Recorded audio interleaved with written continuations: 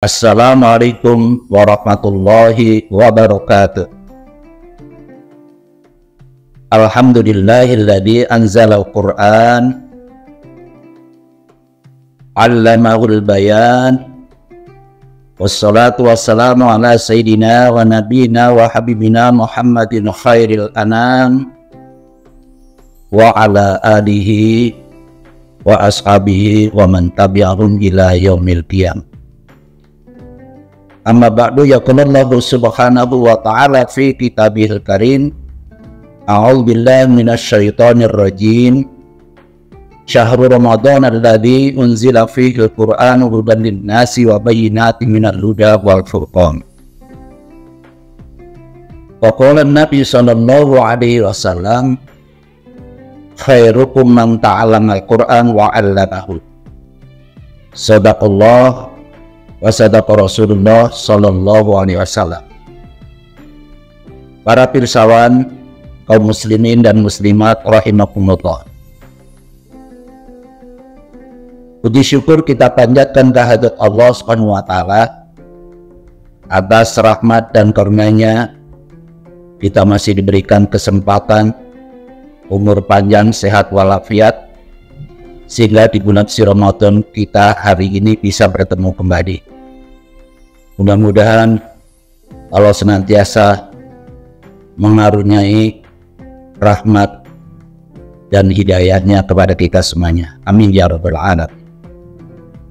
Sanjungan salawat dan salam kita sampaikan kepada junjungan kita baginda Nabi besar Muhammad SAW serta keluarga dan para sahabatnya, dan kepada kita yang senantiasa menjunjung tinggi sunnah-sunnahnya, mengamalkan ajaran-ajarannya, dan kita sangat mencintai beliau. Mudah-mudahan nanti pada waktu kita semuanya dikumpulkan di yaumil mahsyar, kita semua akan mendapatkan syafaatnya. Amin ya rabbal alamin. Para pirsawan kaum muslimin dan muslimat rahimakumullah, bulan suci Ramadan adalah bulan di mana diturunkannya Al-Quran. Arti nuzulul Al-Quran berarti turunnya Al-Quran dari Lauhil Mahfuz ke langit dunia, dibawa oleh malaikat Jibril, disampaikan kepada baginda Nabi kita Muhammad SAW untuk sebagai pedoman kepada umat Islam. Oleh karena itu, bagi kita umat Islam, nuzulul Quran adalah merupakan hari yang sangat dinanti-nantikan, hari yang menjadi petunjuk buat kita semuanya sebagai pedoman hidup, bagaimana cara menjalani hidup dengan sesuai dengan Al-Quran. Para pirsawan kaum muslimin dan muslimat rahimakumullah, saya akan menyampaikan tentang isi kandungan Al-Quran. Yang pertama, Al-Quran mengandung ajaran akidah. Artinya bahwa kitab-kitab suci yang diturunkan oleh Allah SWT kepada seluruh umat manusia itu adalah merupakan kitab suci yang memang harus dipedomani.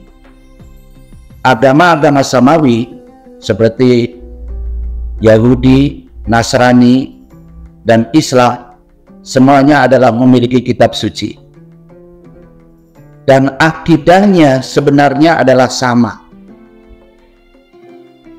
Di dalam surat Al-Anbiya Allah berfirman, a'udzubillahi minasyaitonir rajim, bismillahirrahmanirrahim, law kana fihi ma alihatun illallah la fasadata. Kalau seandainya di bumi dan di langit ini ada dua Tuhan, maka akan binasalah. Jadi ajaran agama samawi sebenarnya hanya mengajarkan satu Tuhan, yaitu monoteisme. Oleh karena itu, bagi umat Islam ini tidak menjadi beban, karena memang diajarkan oleh Islam bahwa kita disuruh menyembah hanya kepada Tuhan yang satu, yaitu Allah Subhanahu wa Ta'ala. Ini yang pertama. Yang kedua, berisi ibadah. Isi kandungan Al-Quran yang kedua adalah berisi ibadah. Artinya Al-Quran mengajak kepada umat manusia agar menjalankan perintah-perintah Allah dan perintah Rasul-Nya. Di dalam Al-Quran disebutkan satu ayat, A'udzubillahi minasyaitonir rajim, wa ma khalaqtul jinna wal insa illa liya'budun. Tidaklah aku ciptakan jin dan manusia kecuali untuk menyembah kepada Allah Subhanahu wa Ta'ala. Oleh karena itu, ibadah yang diajarkan oleh Islam adalah akan memberikan dampak yang sangat positif. Kenapa kita harus beribadah? Karena ibadah akan memberikan ketenangan batin. Dunia memang bisa menenangkan batin, tapi sifatnya adalah temporer. Tetapi kalau ibadah akan memberikan keterangan untuk selama-lamanya. Oleh karena itu, Al-Quran mengandung ajaran ibadah. Yang ketiga, isi kandungan Al-Quran adalah muamalah.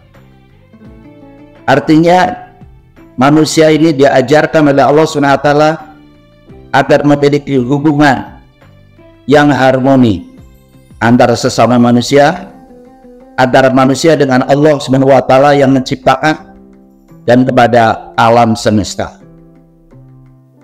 Di dalam Al-Quran disebutkan, A'udzubillahi minasyaitonir rajim, ya ayyuhan nas inna khalaqnakum min dzakarin wa unsa wa ja'alnakum syu'uban wa qabaila lita'arafu inna akramakum indallahi atqakum innallaha alimun khabir. Wahai manusia, sesungguhnya aku ciptakan manusia kalian semuanya antara bersuku-suku dan berbangsa-bangsa, tidak lain dan tidak bukan untuk saling mengenal. Sesungguhnya manusia yang paling mulia di sisi Allah adalah manusia yang bertakwa kepada Allah SWT, dan Allah Maha mengetahui apa yang kalian kerjakan. Para pemirsa, kaum muslimin dan muslimat rahimakumullah.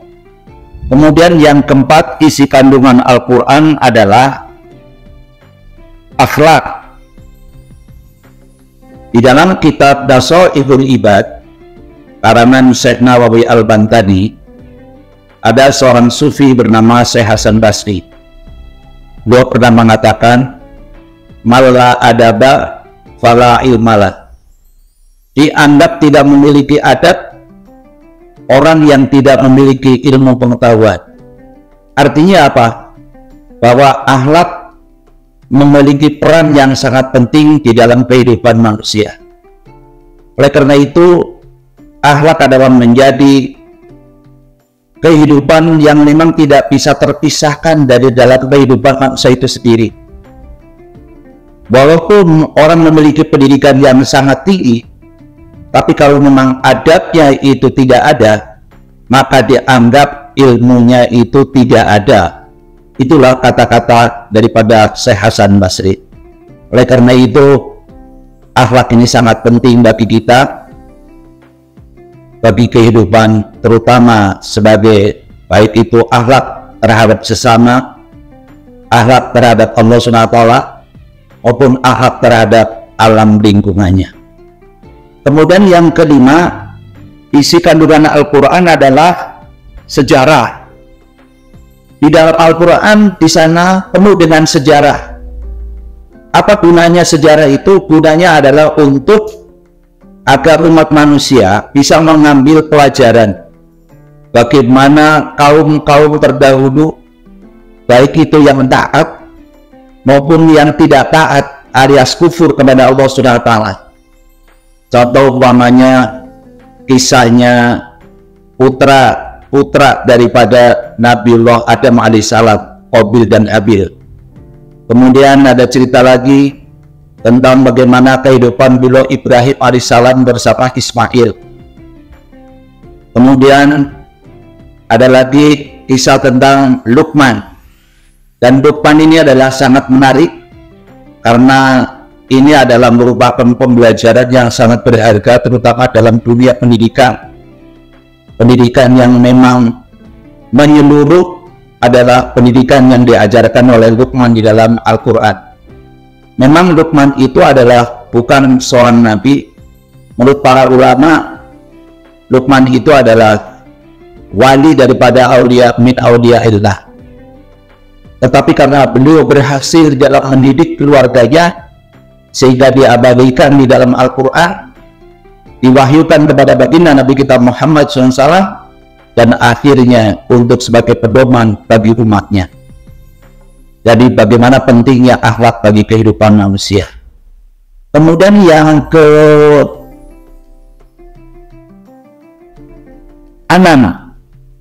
yaitu ilmu pengetahuan. Isi kandungan Al-Quran adalah yang pertama adalah ilmu pengetahuan. Al-Quran penuh dengan ajaran-ajaran ilmu, terutama ilmu pengetahuan sains yang sekarang berkembang. Subhanallah, sudah banyak ditemukan ilmu pengetahuan yang memang bersumber di Al-Quran, seperti api yang keluar dari laut, kemudian antara samudra yang airnya asin dan airnya tawar, tetapi mereka tidak bercampur di dalam surat Ar-Rahman.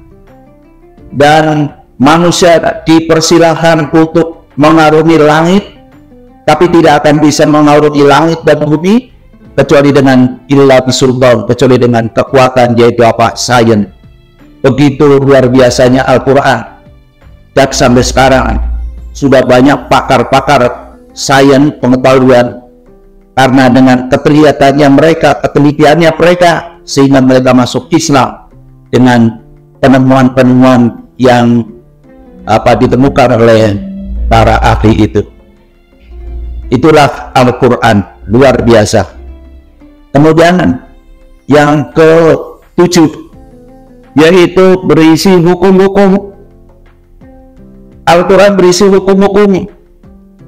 Kita terus terang saja, hukum kita ini masih terombang-ambing oleh dengan definisi-definisi daripada orang-orang yang memang tidak memahami tentang hukum. Al-Quran penuh dengan hukum-hukum.